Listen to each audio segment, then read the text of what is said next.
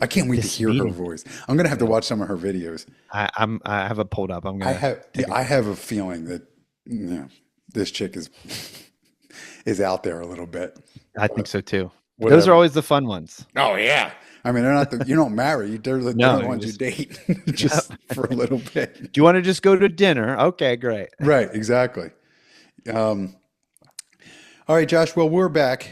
Um, listen, least recently, there seems like there's a lot of new guys finding the podcast and or the TikTok account that are new to TRT or they're maybe thinking about TRT. So I've gotten a lot of questions over the last couple of weeks from these guys. So I was thinking maybe it's a good time for them. And I mean, most of the guys that are on this stuff probably know a lot of these answers, but we can Sure. always refresh for everybody. I think if we just I have 10, 12 questions, Okay. the popular questions I've been getting.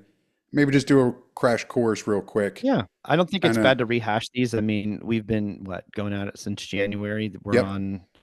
This is what episode? This will be episode 38, something like that. 38, yes. That's impressive. That we're kind of keeping pace almost with the year actually, and like where we're at in Yeah, terms of episodes per week. So yeah, I think it's probably good to kind of interject one of these because I'm sure I don't know if everybody's going to start with episode one and then listen to all right. 30, or if they're just going to kind of catch I wouldn't. a certain part. Yeah, yeah. I mean, I still think that if you're and you're listening and if you're new to TRT, the first five episodes Sure. they're excellent. They're going to be your foundation for really kind of understanding this, Mhm. um, from somebody that has no knowledge, is just interested in wanting to learn. It's going to answer a lot of questions for you. So if you are listening, episodes 1 to 5, and you're new, that'll take care of a lot of kind of the starter up stuff. But then you might have to filter through some of the episodes to get some of the more the nuance. Yeah, for sure. All right. Well, listen, these are some of the questions I just wrote down real quick.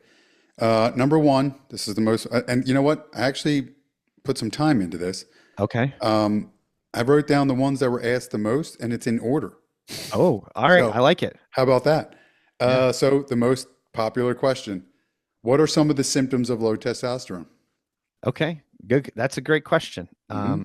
Because it's unfortunately it's a question that's going to have answers that's kind of all over the place. Number one symptom that we're going to see in my clinic and probably nationwide is fatigue. Number one. Okay.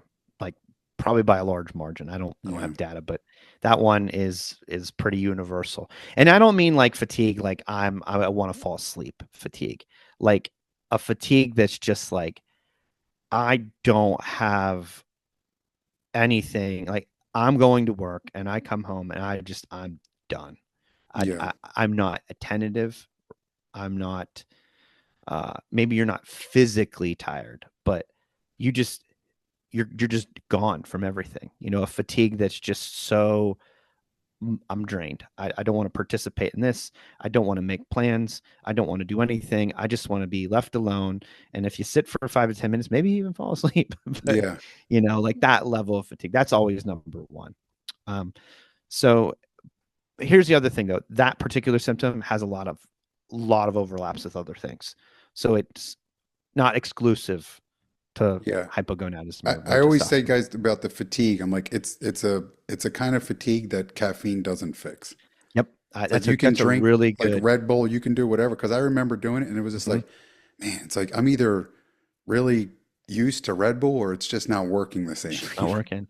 Yeah, that's a great point. For me, obviously being on TRT, and for you, it was pretty monumental for me because I would drink coffee. I'm an avid coffee drinker. I would have my morning coffee, and then I knew as I was progressing, I would say probably like 2020, 2021, I was needing a coffee like every afternoon, like Right. clockwork. Like I needed that coffee to even just somewhat make it through the day. And then it was getting to the point where like that coffee was like not kind of helping. And since I've been on TRT about 6 months in, I haven't even touched that afternoon coffee. Don't need it anymore. Gone. Yeah. See ya. Still do the AM coffee, Sure. I probably don't even need it. I just like it. So Y- it's sort of like Yeah. one of those things. And it does give me a little bit of like spring and I'm ready to go. But that afternoon cup, gone. See, I don't even touch it anymore. Yeah. So So that's really good that you bring that up. Fatigue that caffeine doesn't fix. Yep. So, and it's like I said, it's a different type of fatigue. But that's number one. Um, Number two, uh, symptom that we'll see is obviously changes in libido and erectile function, Mm. and that's kind of like all over the board for it. Generally, it's a later sign. That means it's probably been going on for a while. You may have had fatigue and you're just chalking it up to, quote, getting older Yeah, or this, that, and the other, and you just ignored it. Or you're stressed or this, that, and the other, and kind of it gets buried under the rug.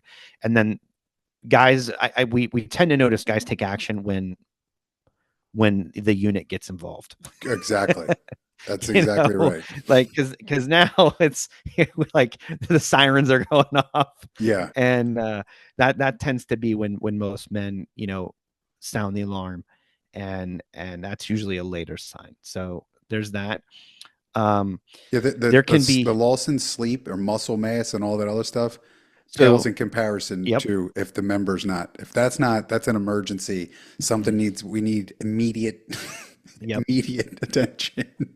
Yeah, that's it. It's definitely priority numero uno for sure. Yes.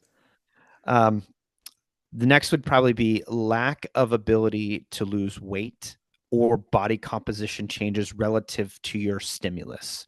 So if you're working out 5 days a week and you're dieting, and you're maybe you're counting your macros or your calories for the week, and you're like, man, I'm keeping it here, and I'm working out 3-4 days a week, and I'm doing cardio and I'm lifting weights, and I don't feel like I'm getting anything out of this at all. Or maybe you're in somewhat of a decent shape and you're not trying, but you're working out, and it's literally, you're just kind of, you have to work out so hard to just stay there, Right. to keep what you have, but it tends to be overbearing. It's too much. We get that a lot too. People that are really struggling at having body composition changes. Okay. As being sort of a factor. So falling asleep after dinner is one.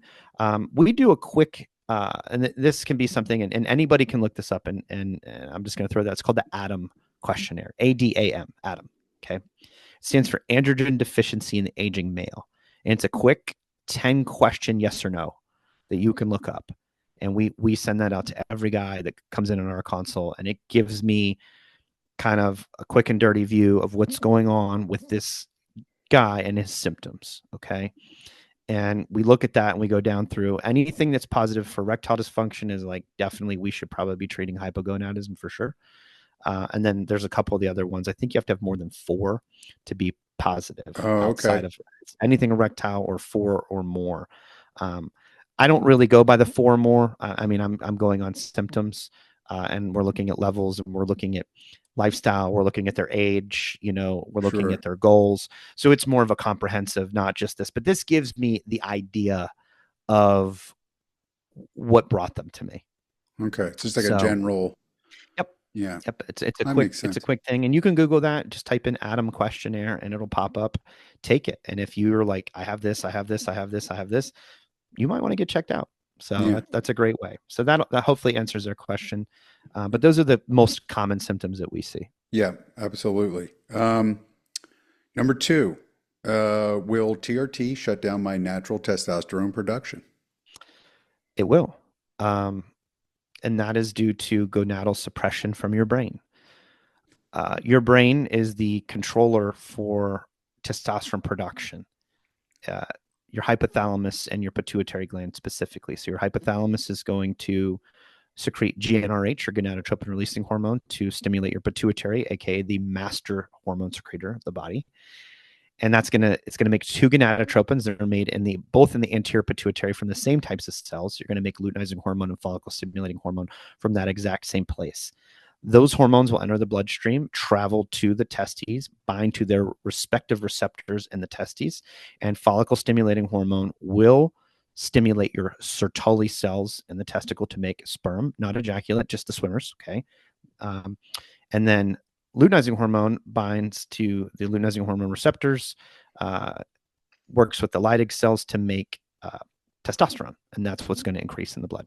As testosterone rises in your bloodstream, you have a negative feedback function in the brain that senses that there's testosterone. Spoiler alert, it's actually estrogen that gets converted there and turns that on and off.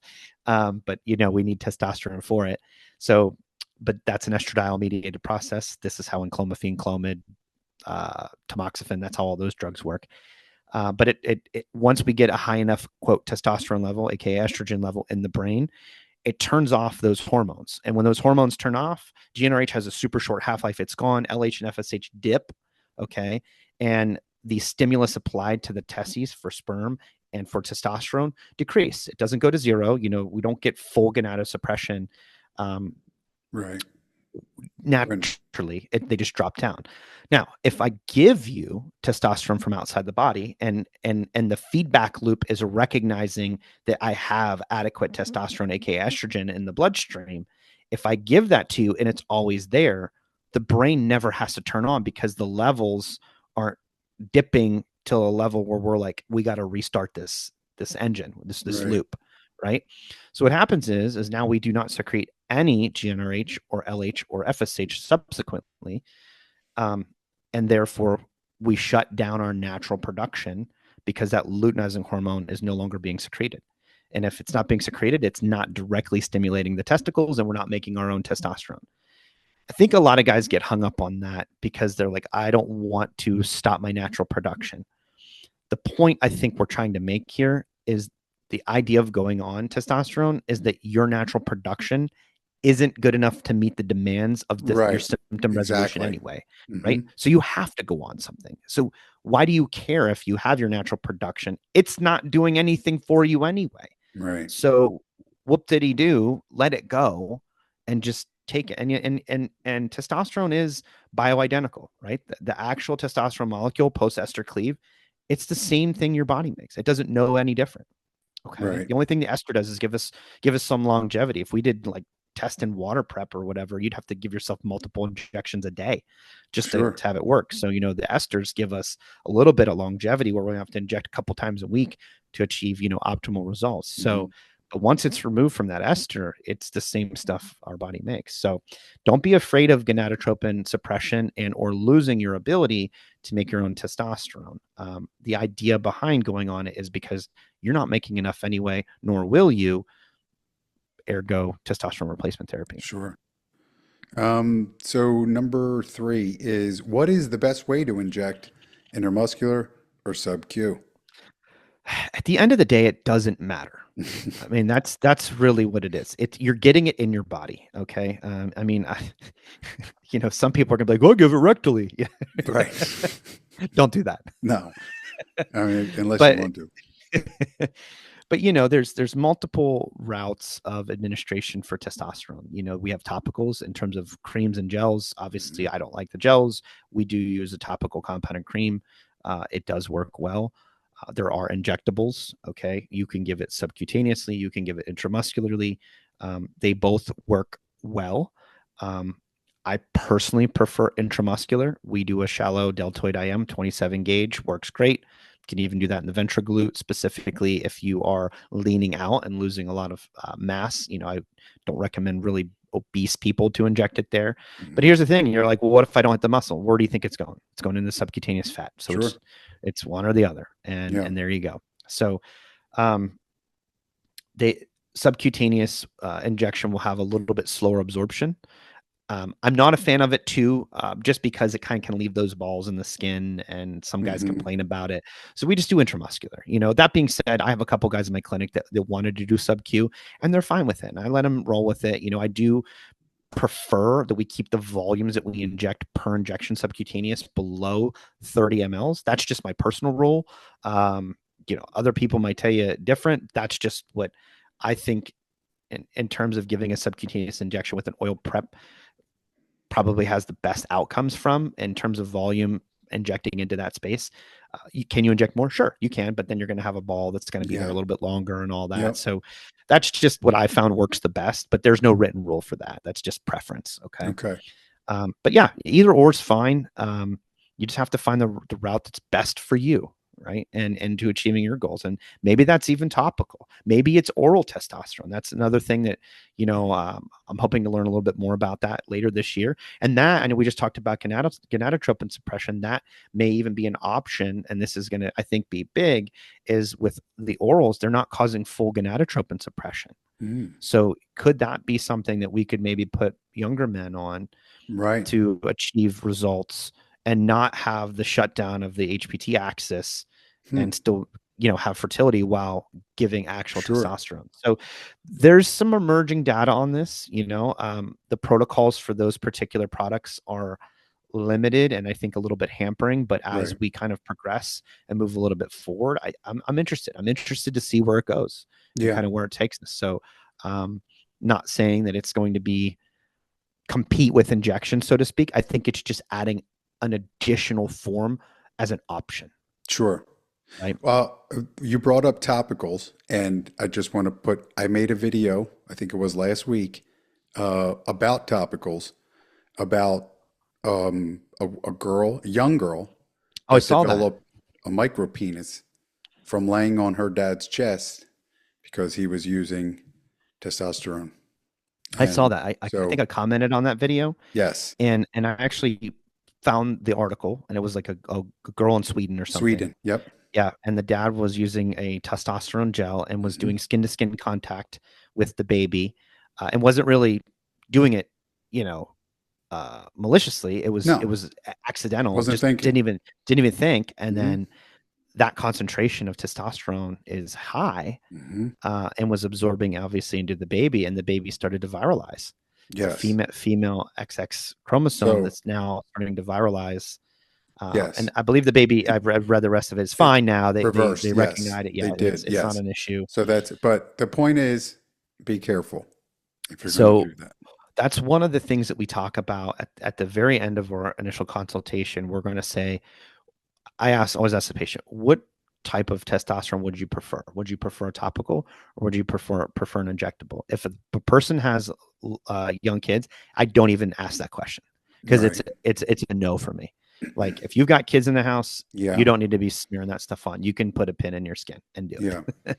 Yeah. So uh, I like topicals. I think they work, but I only usually reserve them for like certain individuals. I like Sure. them in older men. They tend to work really well in older men, specifically with older men with some erectile dysfunction, because we do get higher DHT concentrations in men that use topicals versus men that inject. So we Huh? can help the erectile function a little bit better in that population. Um, but I think for all the guys that are active and have lives and kids and everything, injectables are far superior. We have Yeah. more control. We have more control that way too, for sure. Sure. Yeah. Well, just be careful if you are doing Be it, careful. because Yep. even if you don't have kids, even your wife, we even remember that story that guy was saying he put it Yeah. on his wife's testosterone twice. Well, you have to realize, yes, we give women testosterone, but the concentration of like a Right. male testosterone product, a topical, like my standard concentration is 20%. A standard woman's testosterone cream is going to be 2%. Right. So it's 10 times stronger than that of a female. So, Right. one click of a guy of 20% is 50 milligrams. Right. One click of a female is what? 2.5 milligrams. Right. Or I'm Can you sorry, imagine if five you got milligrams. 50 milligrams? Yeah. So it's a lot, per click, it's just more. And the other thing too, I want to preface is it's not just the skin you have to worry about, but it's also your clothes. Right. So it can get on your clothes, and then if you have like somebody doing laundry or whatever, Hmm. Yeah. it can get on them that way, and they Yep. just may not know. So you just have to be careful. Be careful. That's it. All right. So next question. Let's see. Oh, I almost lost it. I almost deleted it. Let's see. How often should I? This question, I was thinking about maybe, but how often should I inject testosterone? That's That will be a very individualized protocol that should be between you and your provider. I would hope that you have a good provider that knows what they're doing. Unfortunately, we know there's a lot out there that don't. hmm. I have seen a lot of places recently shift to at least 2 injections a week. Um, 2 injections a week still may not be appropriate for a lot of people. Right. And you just have to have somebody that sort of can understand what's happening when you inject androgens into your body and what the expectation is, right?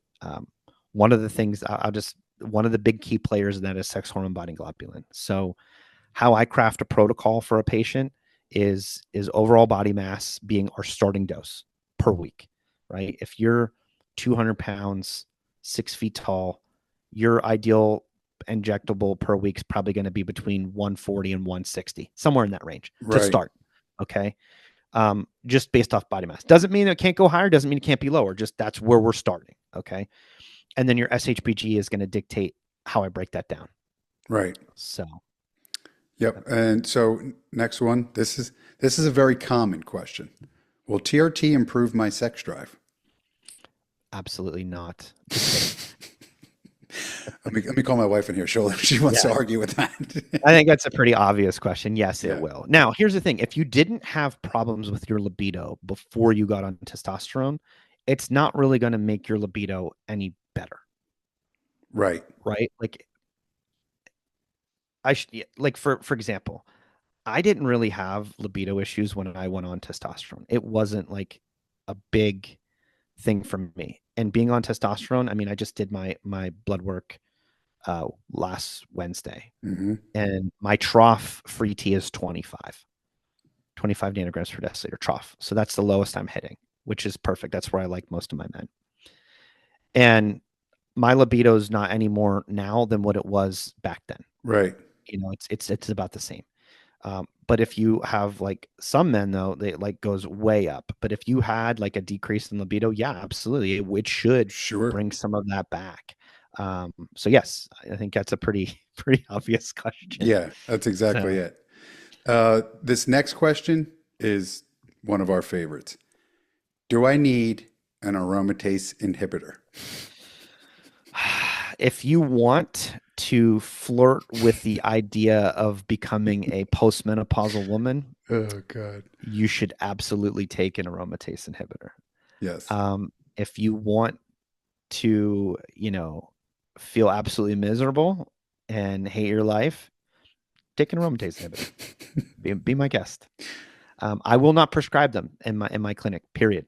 As a matter of fact, if somebody asks for them, in my clinic and they're adamant about it, I will say to that patient, I cannot help you. Like I don't think we're a good fit for each other. Right. In my clinic, I just be like, I'm sorry, I can't be your provider at that point. Yeah. And we'll offboard. I haven't had that happen, but I refuse to do it. So I won't even give out AIs for people that request them. It's you either like abide by what we're going to do here, which is best for you long term, Yep.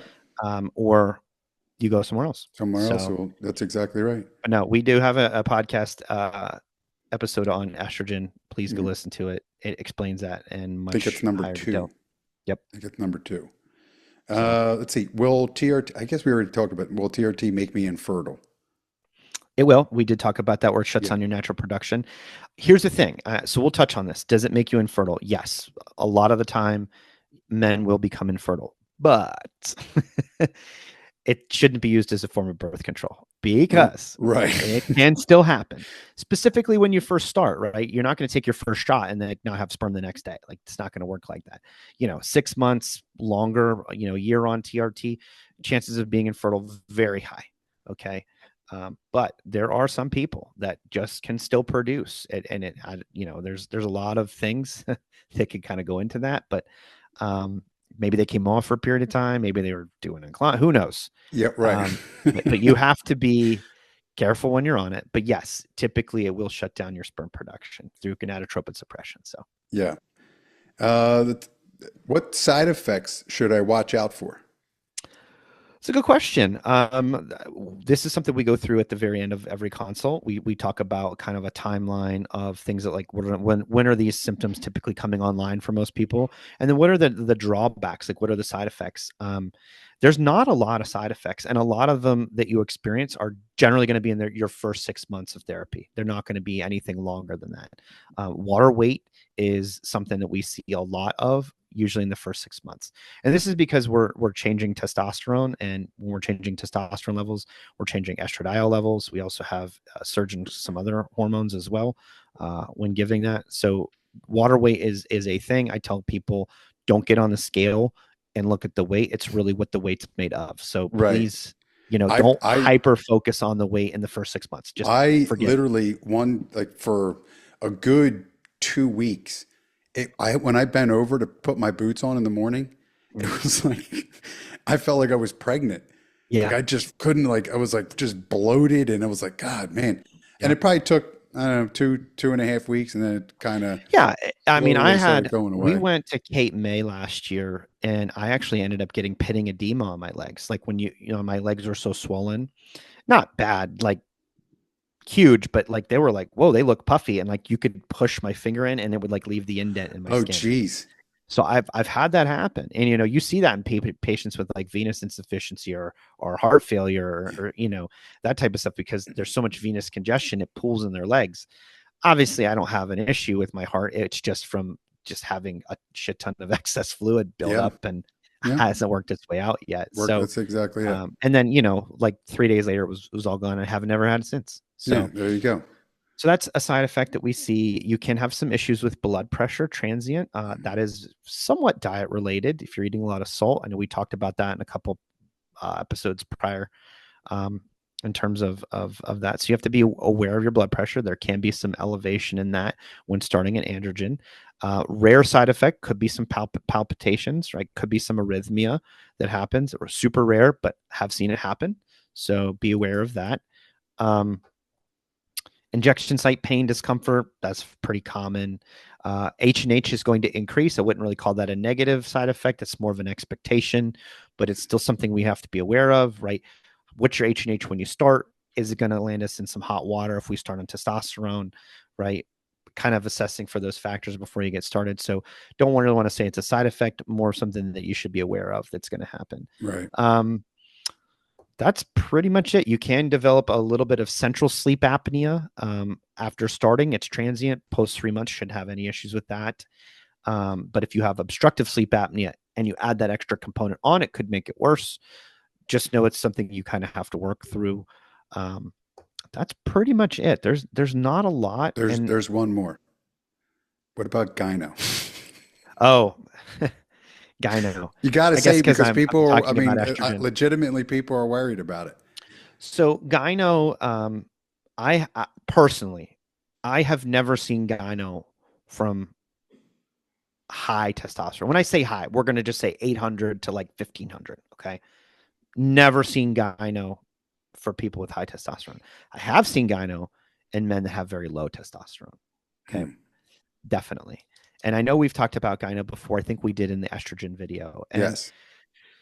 you need 4 hormones, and I think we've talked. You need 4 hormones to form breast tissue. Okay, and I use this analogy in my clinic. Okay, you need estradiol, you need IGF-1, which is growth hormone mediated, which is estradiol mediated. You need prolactin and progesterone. All right. On top of that, you have testosterone being the inhibitory component to that breast tissue growth. Right. Meaning, if I have an adequate level of testosterone in my bloodstream, it inhibits any breast tissue action or growth because it's blocking. It's high enough to elicit an effect. If it's too low and those other hormones are in excess to some degree, sure, Hmm. it's possible that you could form some breast tissue. And the analogy I like to use for this is, think about women or girls when they're going through puberty, right? Women make testosterone, but their testosterone levels stay somewhat the same throughout puberty. But what does spike is their estrogen, their IGF-1, Hmm. their prolactin, and their progesterone. And women form breasts, right? Because their testosterone doesn't go up to meet an inhibitory threshold to stop it from happening, right? Right. Whereas boys, they have, sure, testosterone goes up, estrogen goes up in tandem, IGF-1 goes up, through growth hormone pathway. They make maybe prolactin slightly and progesterone not so much. And, typically boys do not form breast tissue. Now, there are some factors in this, obesity being one. Right. And, everybody's going to be like, well, we know, obesity means more estradiol. Yes and no. It's not the estradiol that's the downfall here. It's the parasitic effect of the fat tissue stealing what testosterone you do have, lowering that threshold to convert it to estrogen, right? Right. If you're making not a lot of testosterone because you're fat and you're overweight and the Leydig cells are struggling to pump out because now luteinizing hormone doesn't work appropriately on the receptor, and the amount of testosterone we can pump out is minimal. And then what you do pump out hits adipose tissue because you're disproportionately have too much adipose tissue compared to the rest of your body. It's going to steal that testosterone, convert it to estrogen. That's not the estrogenic component isn't the problem. It's now taken your testosterone that's maybe like 250 and now dropped it to 150. And what was inhibitory is now not inhibitory. We've Right. lost a threshold grasp on that. And can we get gyno? Sure. Absolutely. That can definitely happen in those stages. And we do see that. Now, if we give that person testosterone, will their gyno get worse? No, it'll more than likely stop it in its tracks because now their testosterone's like 800, right? Right. And Right. then they have to focus on getting their life in order to lose weight, to Yep. get better. Some of that's fat, a lot of it's fat, but if it's true glandular tissue that develops, it was from another life phase. You're not going to develop that glandular tissue from having good, healthy testosterone levels, working out in the gym, those types of things. Sure. Sure, bodybuilders are going to tell me otherwise, but bodybuilders aren't just using testosterone. We're also using Correct. several other androgens, things that increase prolactin, things that increase IGF-1, things that normal people aren't using, Right. and that puts them in a different environment. Yeah. So, Well, they're also using, I mean, spiking levels of testosterone, ridiculous oh amounts. yeah, So their yeah, for entire sure. everything is spiking through the roof. So Everything's out of whack there. We're yeah. not in like and here's my other rebuttal to that too, right? We can even go back to the AI. When you were in puberty, were you on an AI? Right. I wasn't, Exactly. right? Exactly. I wasn't. So why But are did your we doctor check estrogen when you went to the no, doctor for a didn't even give physical a or shit. anything? I will tell you there was a period of time like when I was a kid that I did have some nipple sensitivity, right? But it was like whatever, it was Mhm. like I'm growing, Yeah. and maybe my testosterone levels were just Not high at right. the time. But we don't ever check it, so we don't know what they're at. But none of that stuff's an issue. We know that pubertal boys are having high levels of testosterone. Right. So why aren't we checking estrogen then? It's not an issue. So why, if we're achieving those same values as an adult, why is it an issue? It's I not. don't know. That's what I tell everyone. I'm like, if you, when you think like in your, late teens, early 20s, when that's probably when your testosterone was like peaking, Yep. might be different for everyone, but roundabout there. Like, did you ever take aromatase inhibitors or did you ever try to block? I'm Nope. like, no. I'm like, well, then why would you do it now? Like, Right. Right. I Doesn't mean, make any sense, right? yeah, well, So I just think have to put that logically. out there because Yep. I knew that question's coming. So, Yeah. let's see. What is a good total T number, free T number, and SHBG number? Okay. Total T, I don't really focus so much on total T. It doesn't matter to me. Um, and I think it doesn't matter to me as much.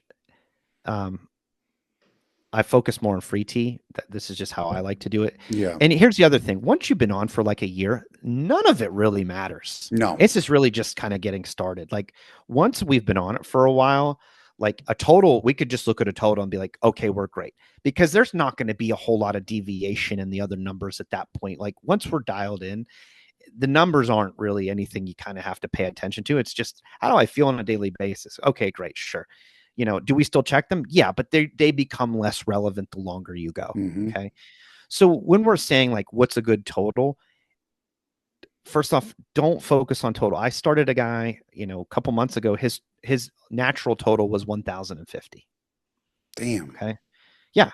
But it's, as we know, and this is the part that I think people really struggle with, really, really, really struggle with.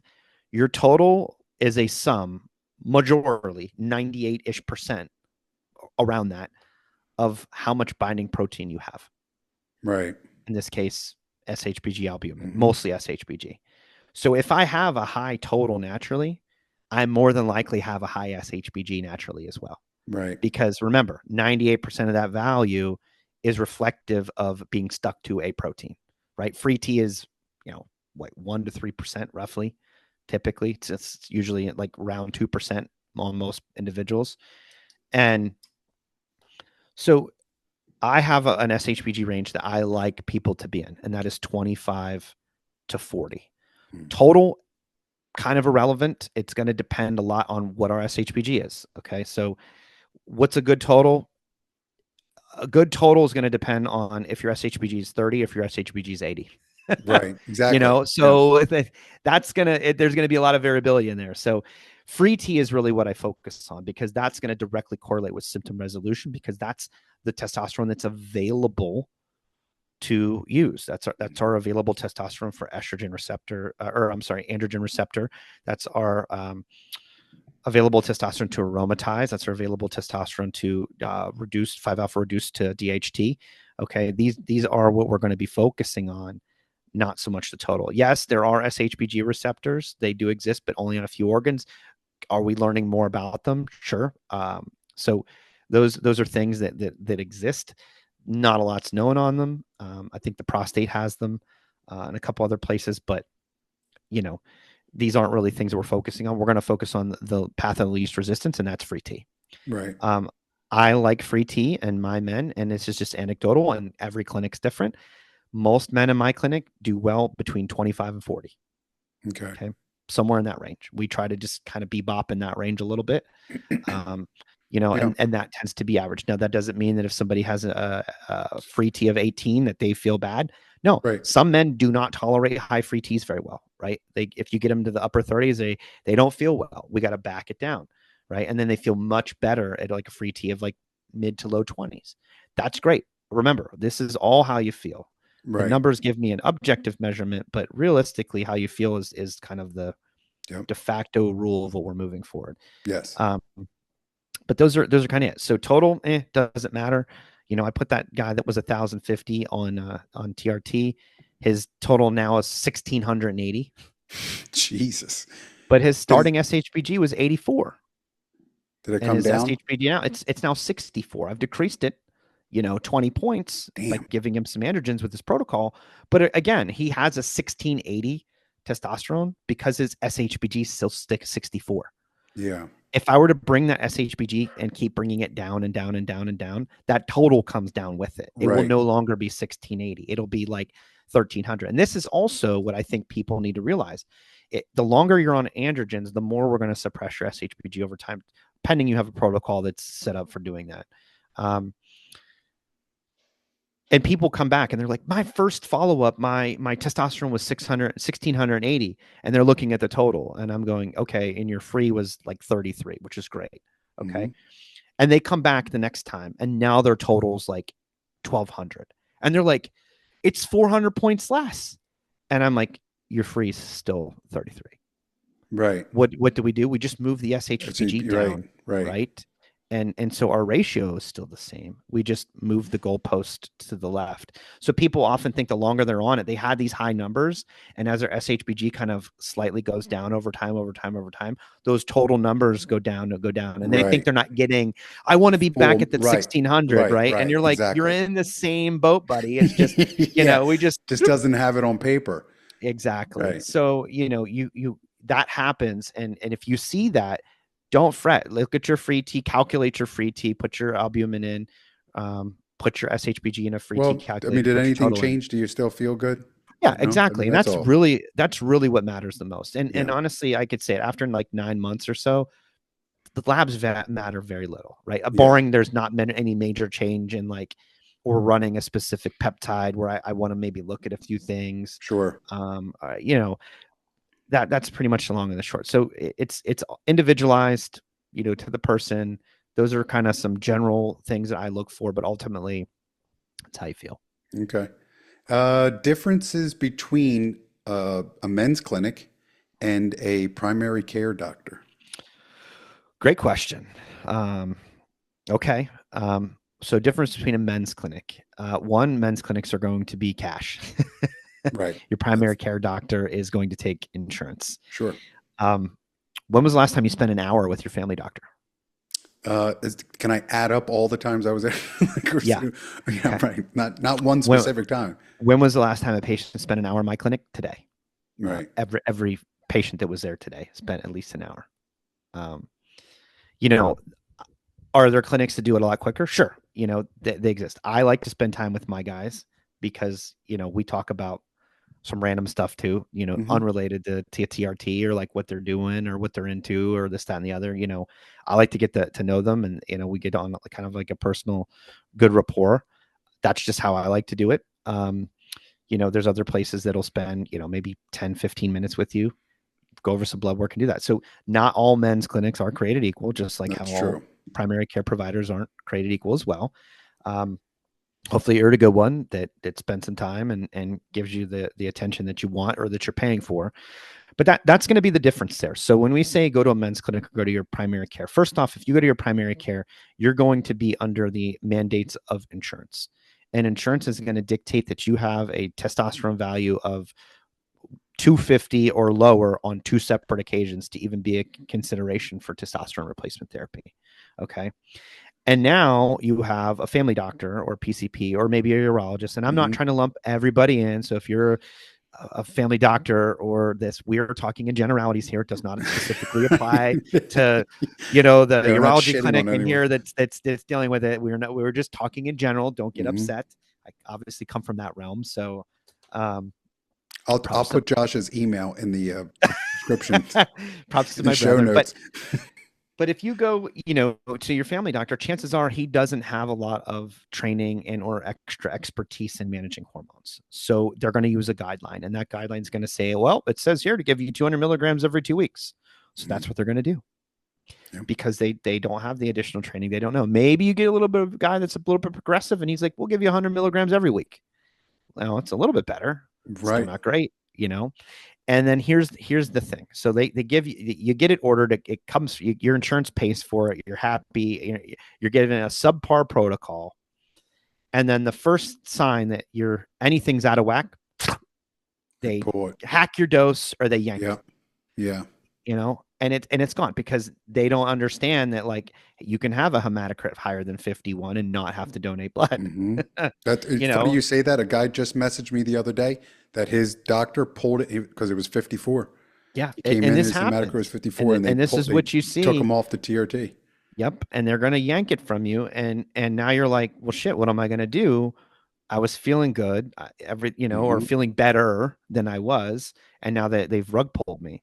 And this is because this is what insurance gets you. It gets you 10 minutes in the clinic. It gets you the bare bones. You don't get into the meat and the potatoes, and you're not going to be given a protocol or the education that can get you to probably where you want to be. It's Right. just going to be the very bare minimum. Yeah.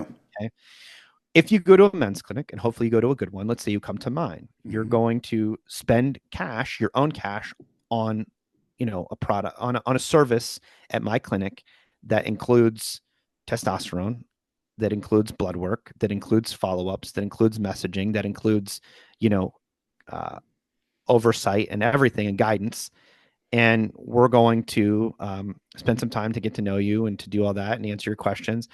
And that's what you're going to get, for the money you spend. And it's going to be money that you're going to see, hopefully, that translates into better care. And it will. Sure. Right. And we have the expertise.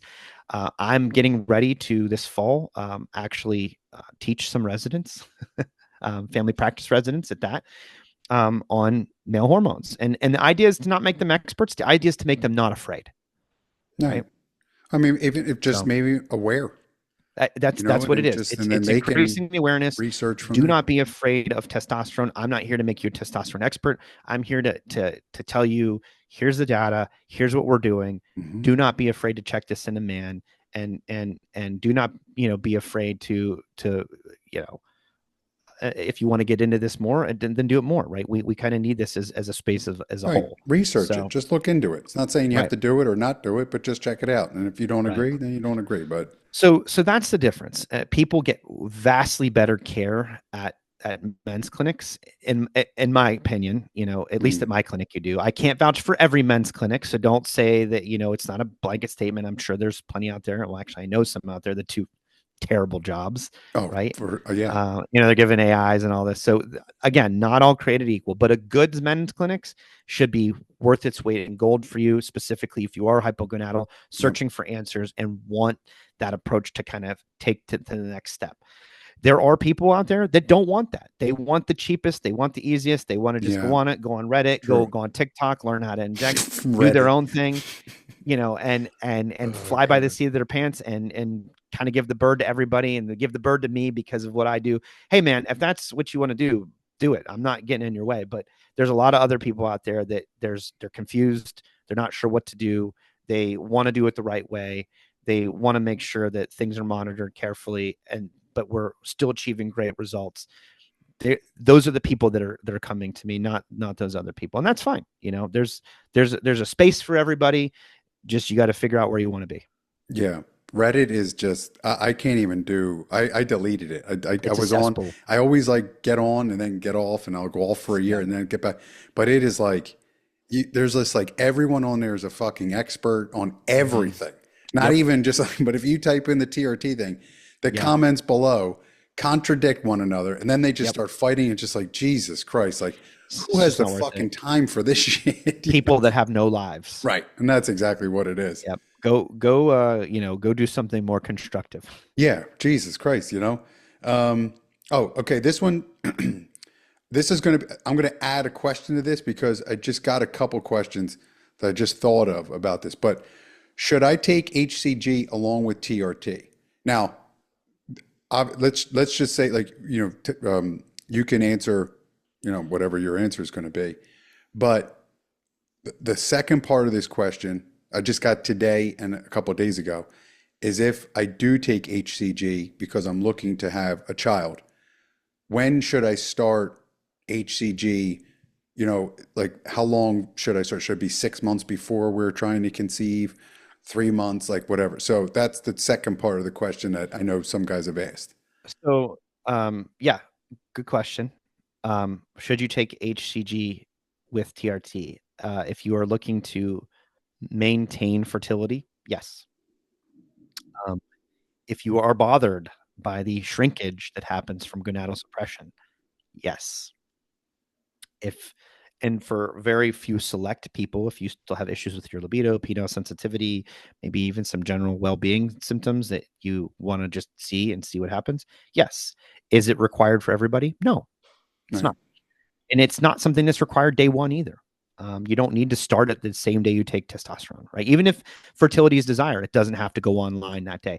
I don't even, we talk about HCG because the first thing we talk about is HPT axis, and it fits really good kind of into how it Right. stimulates Leydig cells and Sure. stuff. So we sort of talk about that out the gate, but I don't bring it up there to be like, you need to go on this. I'm just saying, hey, we're already here. I just want you to know how this works. Mm. Okay. You're not going to Um, upsell guys right off the bat like no, other places. absolutely not. Like we're going to do one thing at a time to make sure that we're getting where we need to be. Yeah. And but we talk about it because it fits right into that piece of the puzzle at the time. But we'll if fertility is, then when we come back in 10 weeks at their follow up, then I'll bring it online at that point. Hey, let's start it. Specifically if they're like, I don't know if we're going to be trying anytime soon, but that could change tomorrow. Right. So then definitely we're going to go on it. So that brings us into the second part of our question, like how soon should I go on it if I'm wanting to try? Well, if you're like, I know for the next year, I definitely don't want a kid. Right. Okay. You don't necessarily need to go on it right away. You can, it will make it a little easier. I will say that it's a lot easier to maintain than it is to obtain fertility. Okay. Hmm. But if you're looking to kind of re-ramp that engine, I would say give yourself 3 months. Okay. Okay. 3 months then. 3 months ahead of time before you start doing that. And hopefully you have somebody that's going to put you on an HCG protocol to like kind of get some things really ramped up. And HCG may not be the only thing that they need to bring in. There are some other options that if HCG is not enough, then there are some other options we could bring on board. So, Okay.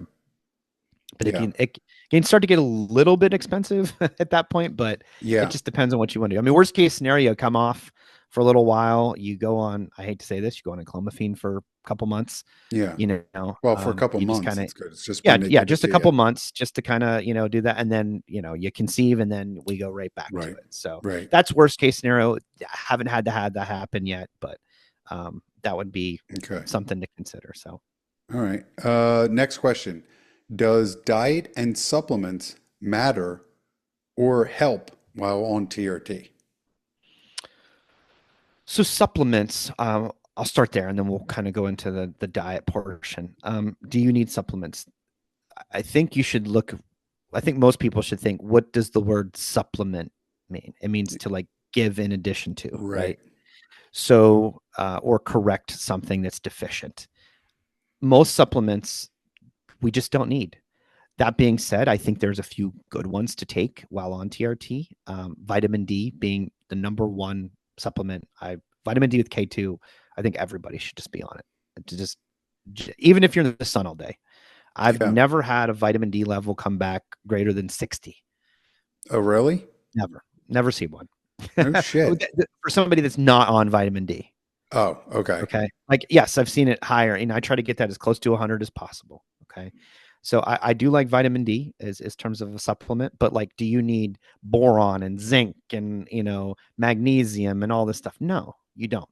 Right. There's a few ones, and I'm not a fan of taking like supplement soup every morning. You've got like, I've got this pouch and this pouch and this pouch and this pouch, and, and I'm just going to, Yeah, all down. shove That's all it. these supplements down. I take 5 supplements. That's it. Tadalafil being one of them, Yeah, exactly. which isn't even a supplement, it's a prescription, but Right.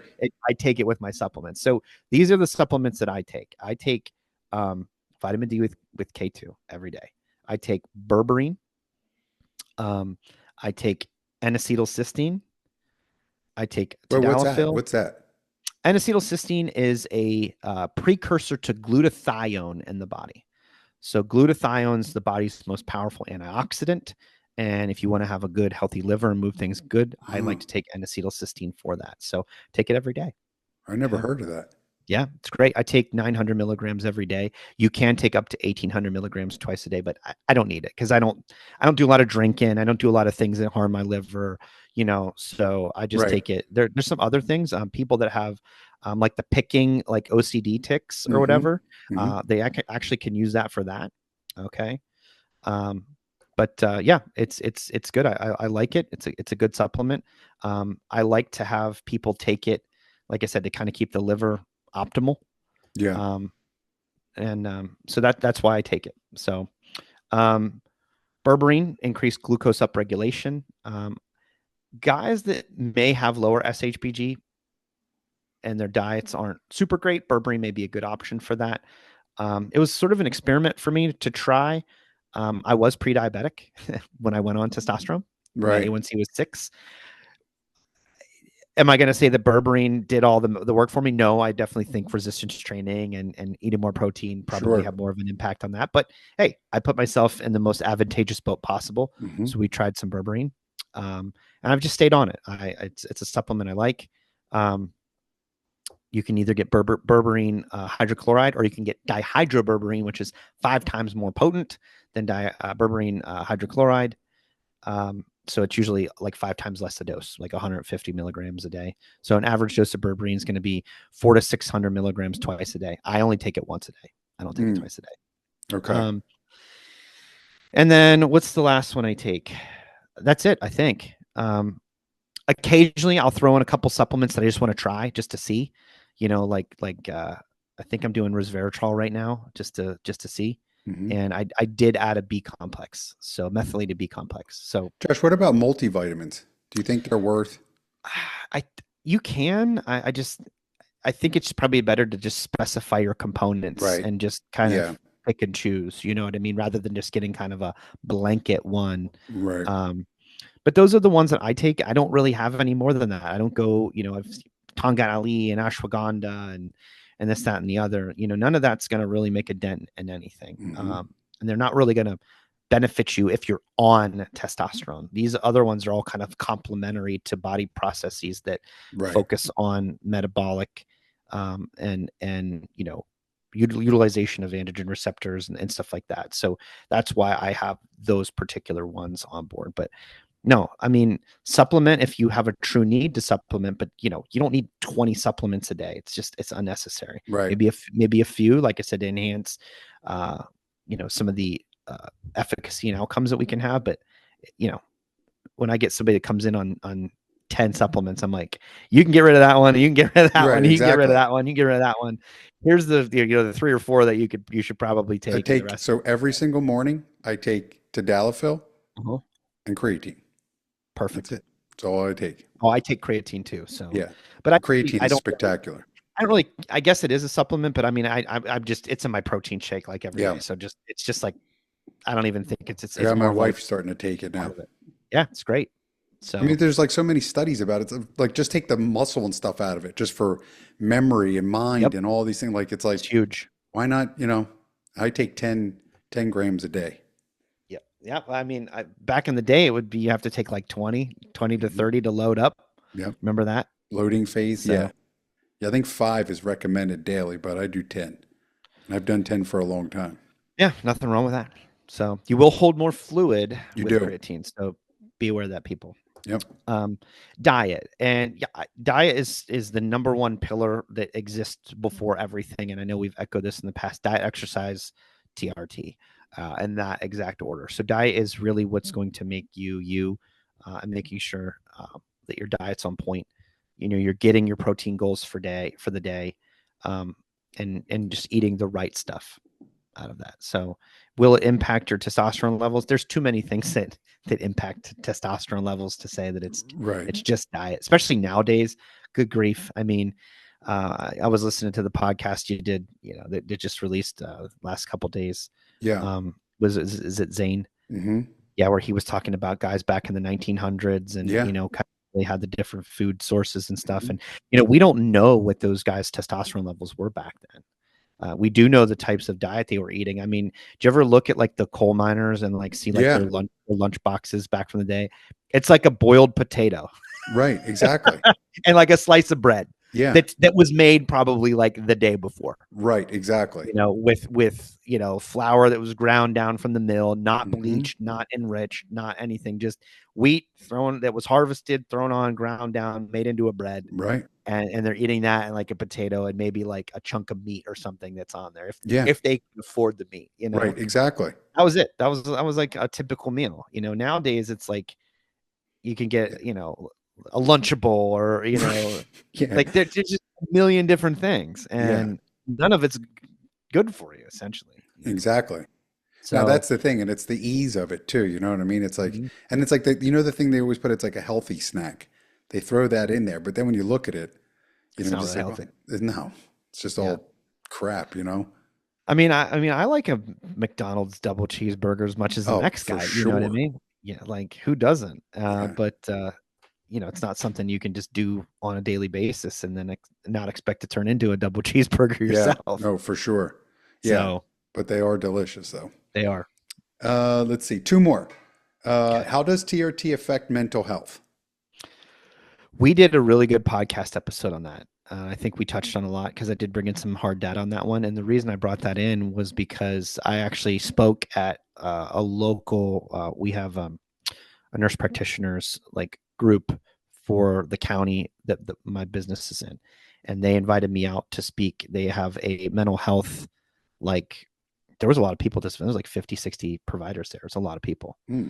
And I should actually email the guy because they videotaped it, and I wish I could upload it because I spoke on how TRT can help anxiety, depression, and I brought in some data, and then I also uh, extrapolated that to women because there was a couple on that with relating to estrogen, Okay. um, and women and how like they can kind of go batty and stuff. And this is why we start to seeing like menopausal Yeah. women, right? Yep.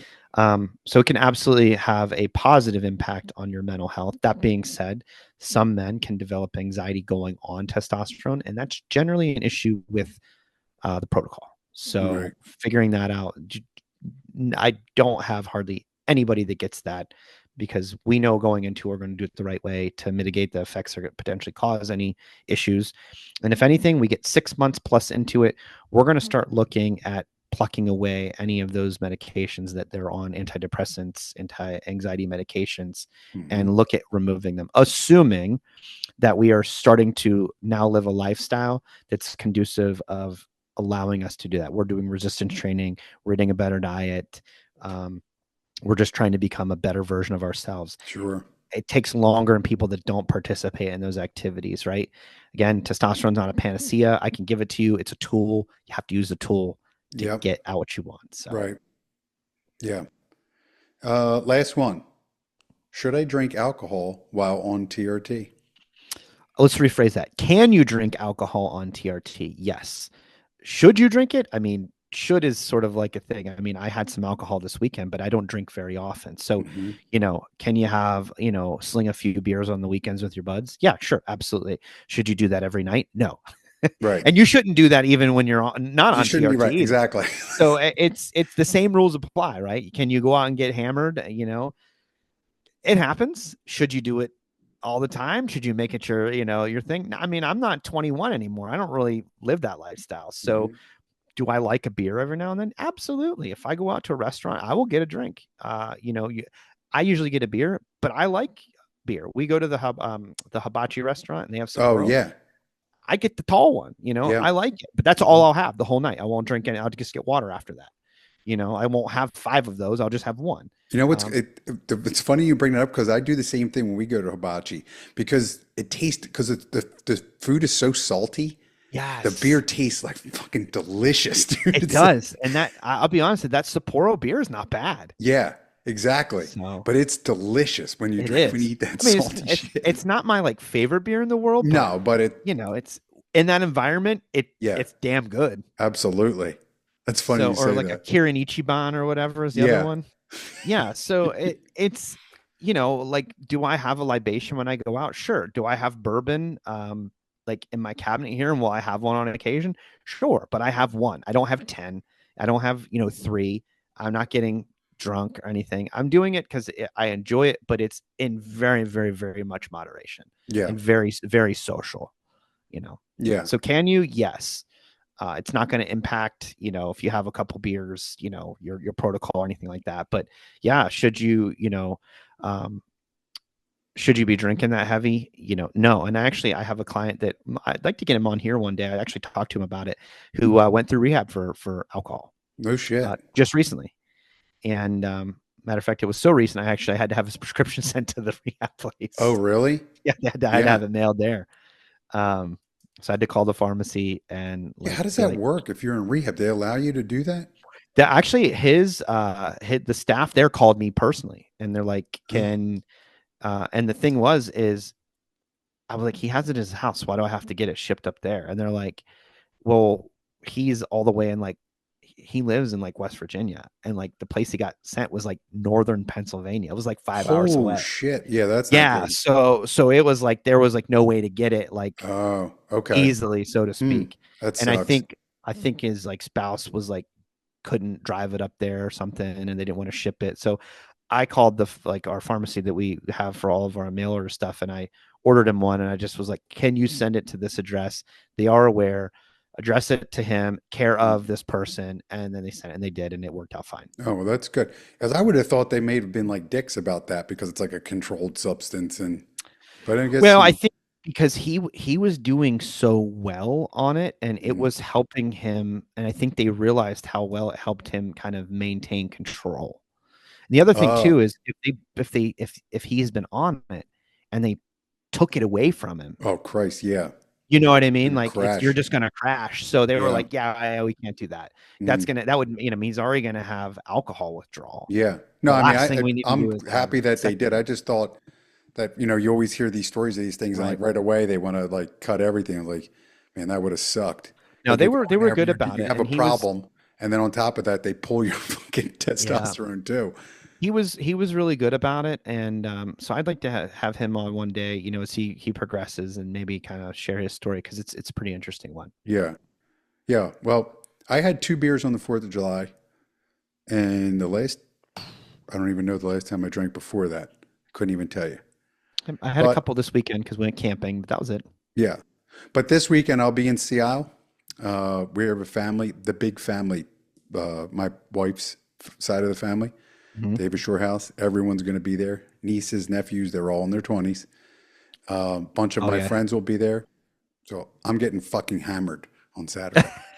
Yeah, and hey man, So, if like I said, it's totally a-okay, and what's going to be every now and awesome then. is that I'm going to be a cheap date because I don't drink that much anymore.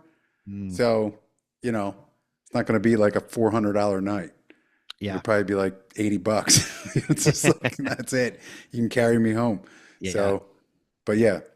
Yeah. So that was it. That's like, and then like, obviously I get other ones, questions too, but these were the um, most asked questions because it Good. does seem like we're getting a lot more people that are just starting, kind Hmm. of like on the fence. A lot of Sure. nervous guys, you know what I mean? Just like It's a kind big of don't know. decision, Yeah. the number one question is that we get, and I'll add this to the question list. Is this for the rest of your life? Right.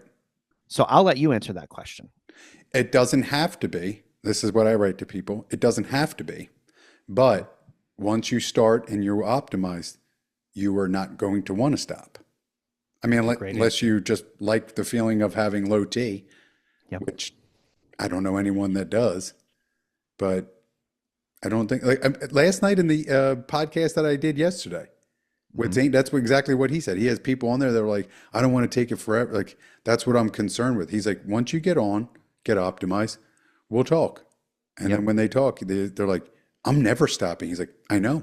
Like, it's like It's like that switch goes off, that's like I know. He's like, 8 months in, a year in, they're like, yeah, I'm never going to stop. He's like, nope, I know. It's like, Yep. Yep. I know the feeling. We're So all there with you. We're just we're right, just it's we're just waiting exactly for you to catch up, buddy. that's it. Like, no, well, we all know. We got it. Welcome to the party. Yeah. That's what you should say. You're like, yeah, you know what? Leave it up to you. But listen, you get on, and in 8 months and a year, let's revisit how you feel and see Hmm. if, like, so you want to come off? Like, you think you're going to come off? Hell no, I'm not coming off. Like, yeah, Yeah, I do that at what I 6 months actually. I go, right. so you want to come off? And everybody's like, no. Yeah. Yeah, yeah. So, That's how that works. You start to feel alive again. yep. Who the hell doesn't want to? That's what, in the podcast, like I keep bringing that up, but we even talked about, I guess he brings up, people talk about like, well, it's not like it's going to prolong your life. And, Right. and Zane said, and he made a good point. He goes, even if it doesn't, and we don't know if it does, maybe it does, Right. maybe it doesn't, who knows? Okay. But if 80 is your number, I mean, because he said the last 20 years, 15 to 20 years of people's lives are usually just like kind of waiting to die, Yep. And he's like, why not, even if it doesn't prolong it, at least it prolongs like your activity level, like your quality of life. So that's exactly what we talk about. Uh, I actually had this conversation today, and the thing is we're everybody wants to focus on the initial symptoms, right? That we talked about, the fatigue, the erectile dysfunction, this, that, Hmm. and the other. Okay, then what do we talk about once they're good, right? Like now what, Right. right? What if I've been going to the gym for a year? Now what? It's now we're in the long game, right? And that's always the game from day one. It's just it doesn't get attention because we're focusing more on the Right. other stuff. So I always tell guys, I said we always should be looking 10 years ahead. Yeah. We should be looking like if you're 50, where do you want to be at 60?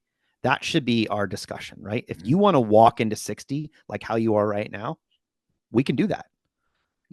I'll give you the tools to do that. You're still going to age. Like I can't turn your biological clock back, but I can keep the repertoire of items in your toolkit that you can walk into that and be just as good as you are at 60 as you are at 50. And then when we hit 60, we're going to go, where are we going to be at 70? Right. Right. And how do we walk into 70? Like how we are at 60, Hmm. and each decade we just look ahead another 10 years and go, where are we going to get? And I'll be honest with you. If you were to ask me where I would be in like 40 years from now, I'd be 81 years old, 80 years old. Hmm. Okay. I don't know because the next 20 years and medical advancement in terms of like what we're probably going to figure out with AI and what's Right. kind of out there right now could just blow up. And I mean, Stem we cells, really could man. be, Stem cells has got some things I'm telling happening. you, we're going to start to see things that we've never seen possible Hmm. probably 5 years from now, and it's going to blow the lid off of a lot of stuff. Yeah. And it's going to be interesting. But for now, focus on the 10-year ahead, and how do we want to achieve that, right? Yeah. And that's what we focus on. So keep the quality high, not necessarily focusing on the time, but every moment until the last moment was good. Yeah, exactly. So That's what I told him. I said, look, this my thing is I'm hammered down. I just foot to the floor on the gas until there's no more. yeah, I'm not lifting. I'm not going to do any, you know what I mean? I'm just riding it right off the cliff, full blow, man. Thelma and Louise style, That's huh? exactly right. Hammered down, fucking headers glowing hot, just fucking right off the cliff we go. So, all right, Josh. Well, oh, hold on. Oh, my son just comes in and holds a sign that says, the dogs got out chasing a rabbit. Nice. Busted through the gate like they Had do. your cue card right Yeah. there, huh? He just comes in with a sign, holds it up like this, and says, I'm like trying to read it. All right. Well, I guess that's our cue. That's our We cue. touched on everything. If you guys have any other questions, obviously you can get in touch with me through the TRT dad at Gmail, or I think the podcast does something too. There's something on BuzzFeed or what's the other, Spotify, or TikTok. You know, if you have any questions, Josh's email is also in the show notes at the bottom. If you're a doctor and you want to yell at him, you can do that. Or if you have questions for Josh, you know what, Josh? What states do you cover? Let's cover that real quick. I know we keep getting calls from people We that do. I currently have have. 7, and it's a challenge. I think people just think like I can just pick up and go to a state and have it. So first off, there has to be a market for me to go to that state. I'm not gonna just go for like one person. No offense, but it Yeah, costs me money to get and time to get a license in that state if I can even go there. Okay, because I'm not a physician. I'm a nurse practitioner.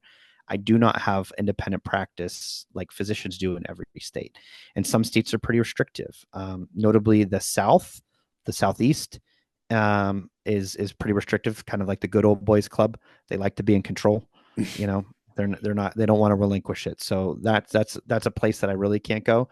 California is probably not a place I'm going to be able to go. I probably could get independent practice in California. That's not the issue. It's the like the prescriptions and everything you can do that state is just awful. It's a mess. So but currently I have Nevada, I have Florida, I have, and then every state around my clinic. So I have Maryland, obviously, because their clinic's in Maryland. hmm I have Delaware, I have Virginia, I have West Virginia, and I have Pennsylvania. I would love to add New York and New Jersey.